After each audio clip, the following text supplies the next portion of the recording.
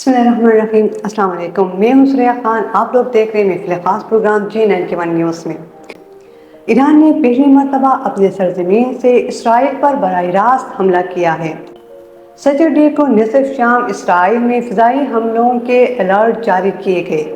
رہائشیوں کو پناہ لینے کی تلقین کی گئی، جبکہ فضائی دفاع کو فعال کرنے کی وجہ سے دھماکوں کی آوازیں سنی گئیں۔ اسرائیلی فوج کا کہنا ہے کہ ایران نے اسرائیل کی جانب 300 سے زائد ڈرونز اور میزائل داغے تھے۔ عراقی سیکورٹی ذرائع نے خبر رساں ادارے کو بتایا کہ اسرائیل کی جانب سے عراق کے اوپر سے میزائل اڑتے ہوئے دیکھے گئے۔ پاسداران انقلاب کا کہنا ہے کہ بیلسٹک میزائل سست رفتار ڈرونز کے تقریباً 1 گھنٹے کے بعد داغے گئے تاکہ وہ تقریباً ایک وقت میں اسرائیل پر نشانہ بنا سکے۔